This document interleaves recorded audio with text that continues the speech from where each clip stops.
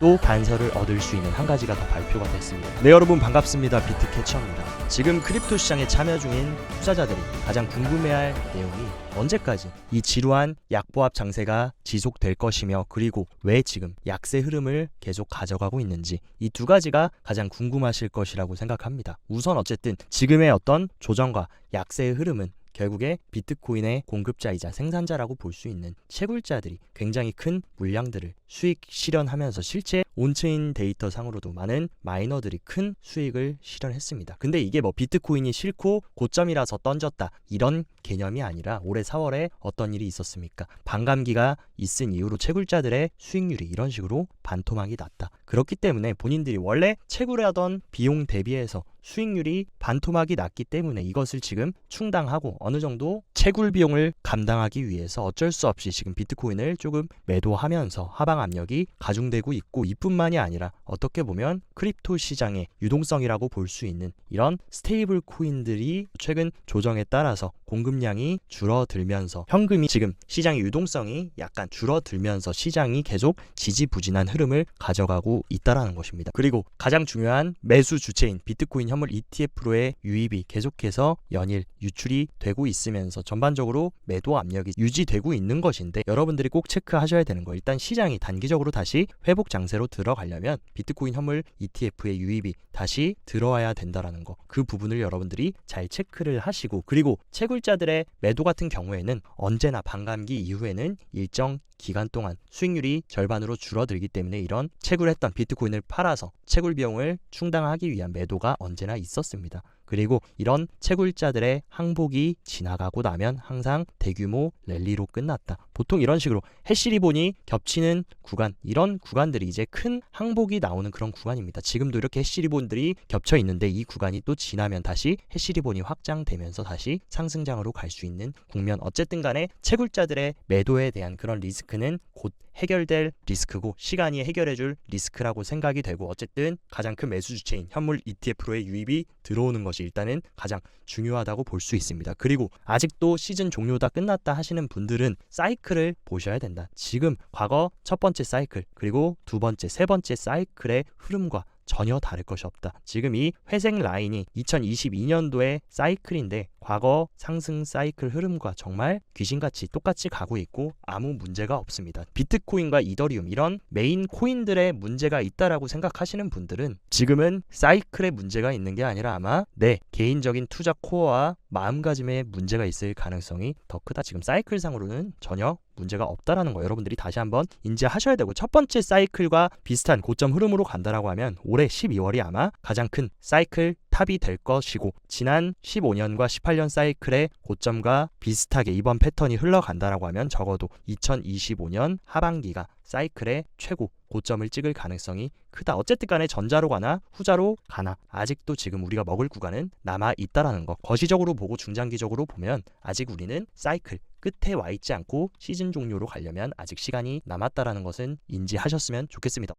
지금 크립토 시장에 가장 큰 영향을 주고 있는 것 뭡니까? 바로 매크로 시장. 근데 이번에 또 발표된 미국의 소매 판매 같은 경우에 예측치를 또다시 하회해 주면서 미국의 GDP는 3분의 2가 소비로 이루어져 있다. 그만큼 소비 경제라고 불리는 미국에서 지금 소비가 위축되고 있다라는 거, 향후에 금리 인하에 대한 기대감이 커질 수 있다라는 것을 암시하고 있고, 실질 소매 판매라고 불리는 인플레이션의 영향을 제거한 실질적인 소비 지표라고 볼 수 있습니다. 근데 그런 실질 소매 판매 같은 경우도 추세가 어떻게 되고 있습니까? 계속해서 소비가 위축되고 있다. 미국의 소비가 위축된다라는 것은 인플레이션 압박이 조금씩 완화될 수 있는 부분이고, 인플레이션 압박이 완화가 된다라고 하면 모두가 기다리고 있는 올해 첫 금리 인하 시기 충분히 빠르게 앞당겨질 수 있다라는 것을 시사합니다. 그리고 최근에 또 발표된 미국 미시간 대학교의 소비심리 지수 같은 경우에도 급감하면서 올해 1분기만 해도 굉장히 소비심리가 굉장히 강했습니다. 이 소비심리 같은 경우는 실제 소비자들한테 소비와 경제 심리에 대한 부분을 어떻게 생각하는지, 정말 실제 시장에서 소비를 하고 경제를 체감하는 이 사람들한테 설문조사를 하는 건데, 1분기 때만 해도 굉장히 소비시장 강하고 미국 탄탄하다 이런 식으로 답변을 했는데 2분기 들어와서 급감하면서 지금 경제 위축되고 있는 것 같다. 이 얘기가 뭐겠습니까? 어떻게 보면 이런 소비심리 지수 같은 경우에는 선행지표 역할을 하고 이런 소비심리가 위축된다라고 하면 향후에 소비가 계속 위축될 수 있는 국면, 그러면 결국에 모두가 기다리는 올해 첫 금리 인하 시기 9월 FOMC 시장 컨센대로 61%를 지금 차지하고 있는데 첫 금리 인하 9월에 될 가능성 굉장히 큽니다. 그리고 바이든 정부 같은 경우에도 9월에 딱 첫 금리 인하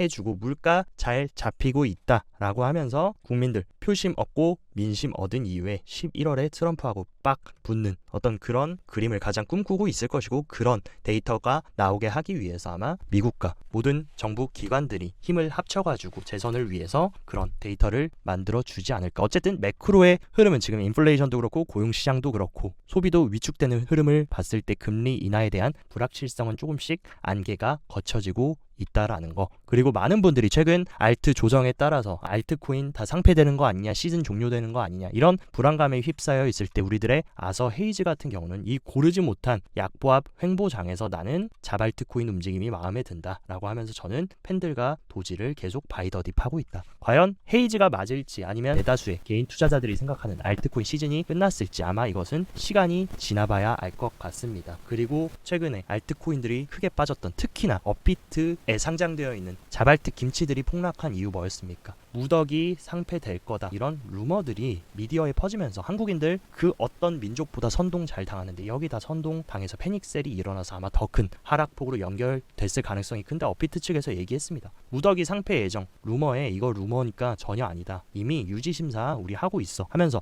전혀 근거 없는 얘기고, 일부 커뮤니티에 퍼진 거래 종료 목록은 이상한 리스트가 떠돌아다녔는데 그것은 전혀 근거가 없는 퍼드고 대량 거래 지원 종료가 일어날 가능성은 매우 낮다 라고 일단락을 시켜줬습니다. 그러니까 여러분들이 항상 투자 시장에 임하실 때는 단순히 표면적으로 보이는 거, 이런 찌라시 뉴스만 보시고 여러분들이 시장에 다 던져버리고 하면 피해자가 될 가능성이 굉장히 크다. 그러니까 항상 팩트 체크를 하고, 그리고 항상 여러분들한테 강조드렸던 거 뭡니까? 자발트코인, 김치코인들 이런 것들 조심해야 되고, 펀더멘탈이 있는 것들을 가져가야 알트코인이 빠질 때도 방어력을 갖추고 하방 경직성을 가지면서 상승장이 올 때는 크게 분출할 수 있다라고 말씀드렸는데, 제가 여러분들이 자발트를 최대한 걸을 수 있는 방법들에 대해서 조금 말씀을 드리고자 합니다. 그래서 업비트에 상장되어 있는 스트라이크 같은 경우는 이런 식으로 코인마켓캡 실제 거래량을 체크해 보면 업비트에서만 전체 거래량의 74%가 나온다. 그리고 또 체크해야 될 거, 보통 좋은 프로젝트나 좋은 코인이라고 하면 업비트뿐만이 아니라 최소한 바이낸스나 OKX, 코인베이스 이런 3대 거래소에도 상장이 되어 있는지를 체크하셔야 되는데, 보통 이런 프로젝트들은 업비트에서만 거의 한국인들끼리만 거래를 하고 메이저 거래소에는 전혀 상장이 되어 있지 않다. 이런 것들은 여러분들이 조금 유의해서 접근하시는 게 좋고, 뭐 예를 들자면 알파커크 같은 경우에도 어떻습니까? 업비트에서만 거래량 61%, 빗썸에서만 25%, 한국 거래소에서만 거진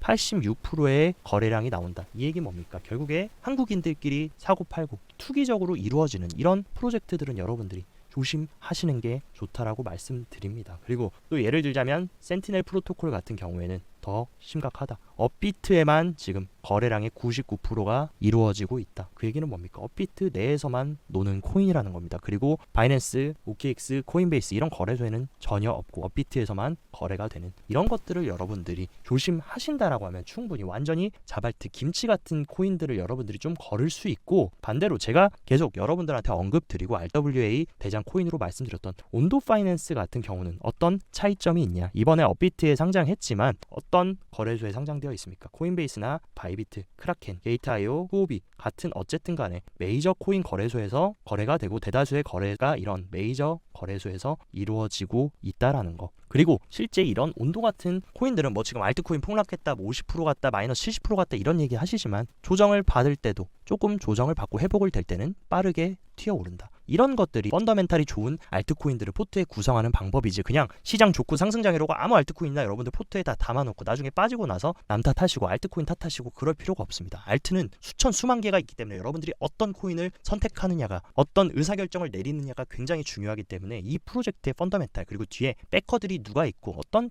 투자자들이 들어가 있고 어떤 프로젝트를 영위하는지, 중장기적으로 크립토 시장에 좋은 내러티브로 살아남을 수 있는지 이런 것들을 보시고 알트코인을 잘 구성하시기를 간곡히 말씀을 드리도록 하겠습니다. 지금 크립토 시장의 가장 큰 기대감은 결국 뭡니까? 이더리움 현물 ETF다. 근데 최근에 이더리움 현물 ETF의 S1에 업데이트된 수정된 서류가 제출됐습니다. 근데 여기에 SEC가 첫 번째 의견 수렴에서 변경된 내용도 포함되어 있다. 쉽게 말해서 SEC가 비트와이즈한테 야 니네 S1 처음에 냈던 거 이거 고쳐서 가지고 와. 그러면 우리가 승인해 줄게 라는 어떤 그런 얘기들이 오고 갔을 가능성이 크고, 최근에 제임스 A 파르트뿐만이 아니라 에릭 발추나스도 7월 2일에서 4일경에 S1이 승인되면서 정식으로 이더리움 현물 ETF가 출시될 가능성이 크다라고 얘기를 해줬는데, 우리가 또 단서를 얻을 수 있는 한 가지가 더 발표가 됐습니다. 최근에 이더리움 지갑인 메타마스크 개발사인 컨센시스가 SEC와 함께 이더리움 증권법 소송에 휘말렸었는데 정식 트위터 이런 얘기를 해줬습니다. 이더리움 SEC에서 살아남다 하면서 미국 증권거래위원회 SEC가 이더리움 2.0에 대한 조사를 종결한다고 얘기했다. 이는 이더리움 판매에 대해 증권거래에 해당한다는 혐의를 제기하지 않겠다. 즉 뭡니까? 이더리움 증권 아니고 상품으로 간주한다라는 뜻. 왜냐 하면은 상품으로 간주가 되어야 S1 승인시키고 현물 ETF로 출시할 수 있기 때문에, 이런 흐름까지 이더리움이 수사 종결을 한다고 밝혔던 거, 이더리움 현물 ETF를 빨리 승인시키기 위한 어떤 그런 일련의 행동이지 않았을까라는 합리적인 의심을 해보고, 그리고 바네크의 디지털 자산 총책임자인 매튜 시겔은 헤지 펀드들이 이더리움 현물 ETF 승인에 앞장서고 있고 적극적으로 매집세를 이어가고 있다라고 얘기를 하고 있습니다. 이더리움으로는 지금 시장이 약보합하고 지지부진하고 있지만 엄청난 유입이 들어오고 있고, 현물 ETF를 준비하기 위해서 지금 매집세가 이루어지고 있고, 오히려 중앙화 거래소의 이더리움 보유량은 역대 최저 수준으로 빠져나가고 있다. 즉 기관과 고래들의 이더리움 대량 매집이 진행되고 있는 것을 봤을 때 우리가 생각한 것보다 이더리움 현물 ETF 승인이 앞당겨질 수 있다는 것을 시사하고 있습니다. 그리고 이번 대선 공화당 후보인 트럼프는 지금 여기저기서 계속 미국의 미래를 더욱 안전하게 지키고 젊은이들을 위한 기회를 창출하기 위해 조 바이든의 암호화폐와의 전쟁, 본인은 끝낼 거다 하면서 비트코인 미래 미국에서 만들어질 수 있도록 할 것이고, 그렇지 않으면 다른 나라들한테 암호화폐 패권 뺏길 거다라고 하면서 매일매일 이 암호화폐에 대한, 크립토에 대한 친화적이고 고무적인 발언을 해주고 있다라는 거, 이 부분도 우리가 장기적인 뷰로 봤을 때, 중장기적인 거시적인 관점으로 봤을 때 매우 고무적인 소식이라고 볼 수 있습니다. 그리고 이번에 코인베이스 CEO 브라이언 암스트롱은 언론에 나와서 은행 계좌를 대신할 수 있는 새로운 기능을 지금 준비하고 있고 곧 출시를 계획하고 있다라고 하면서 CNBC 인터뷰에서 은행 송금 기능 등을 추가해가지고 주요 금융계좌가 되고자 한다라고 하면서, 지금 전통 금융시장에서 가상자산 채택이 빠르게 증가하고 있고 나는 JP모건, 스트라이프, 페이팔 등 세계 최대의 기업들이 모두 가상자산을 통합하고 있다라고 생각한다라고 하면서, 이 인터뷰를 제가 실제로 봤는데 여기서 USDC 스테이블 코인을 굉장히 적극적으로 언급했습니다. 미국발 스테이블 코인이자 서클과 한몸이라고 볼 수 있는 코인베이스의 브라이언 암스트롱이 왜 이런 발언을 하면서 결제를 대신할 수 있는 은행 송금 기능을 왜 코인베이스 안에서 서비스를 하고 USDC와 결합을 하려고 할까? 그리고 최근에 굉장히 수상한 움직임을 보이고 있는데, 이번 EU에서는 새로운 암호화폐 규제와 가이드라인인 미카법을 시행하면 서클의 스테이블 코인인 USDC가 수혜를 받을 거고, 미카 규정으로 인해서 지금 1위 스테이블 코인 위치를 하고 있는 중국발 스테이블 코인인 USDC가 거래 방해를 바꿀 거고, 이제 서클이 테더의 시장 점유율을 능가할 수도 있다. 서클이 떠오를 수 있다라는 것을 지금 간접적으로 언급을 하고 있습니다. 서클은 어떤 레이어 1 네트워크와 가장 밀접한 관계를 가지고 있습니까? 이번에도 서클이 최근 블로그에 올려준 내용인데, 솔라나 생태계를 강화하겠다. 이제 솔라나에서 서클의 웹3 서비스를 이용할 수 있다라고 하면서 새로운 웹3 서비스인 프로그래머블 월렛을 개발했다 하면서 솔라나 블록체인을 지원하기 위해 서클의 웹 서비스 확장을 발표하게 되어 매우 기쁘고, 지금 솔라나 생태계에 대해 우리를 가장 흥분시켜주는 것은 광범위한 결제 사용 사례 채택이다 하면서 마찰 없는 가치 교환을 통해 글로벌 경제 병행을 촉진하려는 서클의 사명과 솔라나가 일치한다. 지금 잘 보시면 분명히 서클이 솔라나 네트워크를 밀어주고 있고, 서클의 플랫폼은 USDC와 유로 스테이블 코인인 EURC 그리고 CCTP 통합을 포함해서 솔라나 생태계의 지원을 계속 지금 업데이트하고 제공을 하고 있습니다. 하면서 서클의 웹3 서비스에 대한 솔라나 지원 출시는 다음 단계로 진행될 예정이다. 그러면 서클과 솔라나는 지금 크립토 결제에 대한 네트워크 구축을 굉장히 강력하게 가져가고 있고, 서클의 배후에는 누가 있습니까? 비자부터 블랙록, BNI 멜론, 코인베이스, 비자 등등 미국의 핵심 금융기관과 결제 기업들이 모두 지금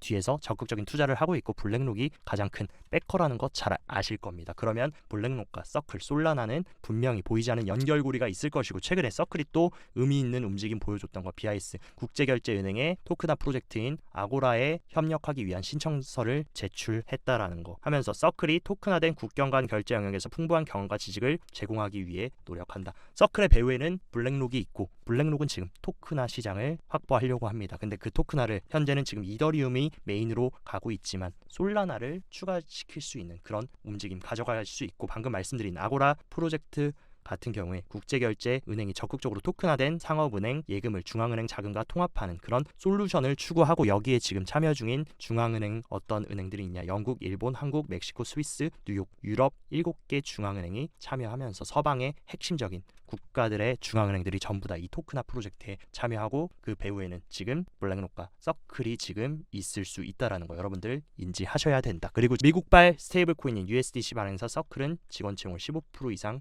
늘린다. 이게 시사하는 바가 뭐겠습니까? 보통 사업 해보신 분들은 아실 거다. 직원 채용하고 직원 늘린다라는 거, 시장을 더 사업을 확장시키고 강화시키겠다라는 의도로 해석할 수 있고, 지금처럼 고용이 위축되는 시기에 서클은 오히려 직원을 늘린다라는 거, 분명히 블랙록이 서클을 앞세워서 굉장히 큰 국경 간 결제 시장과 미국발 스테이블 코인인 USDC를 강력하게 밀어주려는 계획을 세우고 있다. 그리고 세계적인 회계법인인 KPMG 같은 경우는 기관 플레이어들이 상업용 부동산을 온체인으로 올 거다라고 하면서 부동산 시장까지 지금 온체인으로 이동시키는, 결국에 RWA 시장, 실물자산 토큰화 시장을 점점 더 강화하려는 움직임을 가져가고 있다라는 거 여러분들이 놓치시면은 안 되는 이번 시장의 내러티브다. 그리고 어쨌든 머스크도 계속 올해에 엑스페이먼트 본격적으로 시행할 거다라고 얘기했는데, 지금 올해 말에 미국 전역에서 결제 서비스가 출시될 수도 있다. 지금 벌써 엑스페이먼트는 미국의 28개 주에 송금 라이센스 받았고 50개 주에서 라이센스 지금 모두 취득하고 50개 주에서 다 취득이 된다라고 하면 대망의 엑스페이먼트 올해 말 전까지 미국 전역의 결제 서비스를 출시할 거다. 근데 다만 이 결제 서비스에 무조건적으로 크립토 결제가 들어갈지 안 들어갈지는 미지수지만, 괴짜이자 도지를 굉장히 사랑하는 머스크는 충분히 이 안에 크립토 결제를 넣어서 분명히 새로운 결제 시스템 차별화를 만들어주는 부분을 도모할 것이라고 개인적으로 생각이 되고 있습니다.